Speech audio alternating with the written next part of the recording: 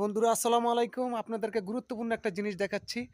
আমি বান্দরবন এই মুহূর্তে রয়েছি বান্দরবনে নীলাচল জরুরি আমি জেলা প্রশাসকের কাছে আকুল আবেদন করছি। একটা ওয়াশরুমের দরকার এখানে। এখানে অনেক মহিলা আছে, বাচ্চারা আছে, অনেক বৃদ্ধ বাবা-মা আসে। ওনারা ওয়াশরুমের জন্য অনেক এক পাহারাতে আরেক পাহারা যাইতে হয়।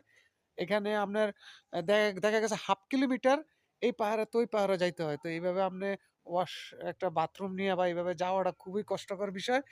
এখানে ওয়াশরুম আছে, পরিত্যক্ত হয়ে রয়েছে দেখুন। কিন্তু এই যে ওয়াশরুমগুলারে যদি ঠিকঠাক করে যদি মেরামত করে যদি দেয় তাহলে মনে হয় জেলা প্রশাসকের কাছে আমার অনুরোধ, এগুলা দিলে মনে হয় ভালো হবে। এগুলো আগে ছিল, এই যে দেখুন। নীলাচলে এই ওয়াশরুমগুলো একটু মেরামত করে দিলেই মানুষ এখানে আসতে পারতো। হ্যাঁ, ঠিক আছে, এটা খরচ করলে এখান থেকে না হইলে একটা ফি নেওক। ৳১০ ৳৫ করে নিলে তো তারপরও সুবিধা মানুষের জন্য। তাই না? না হইলে 1/2 কিলোমিটার হাইটা ওয়াশরুমে যাইতে হয়। এখানে অনেক কষ্টকর বিষয়।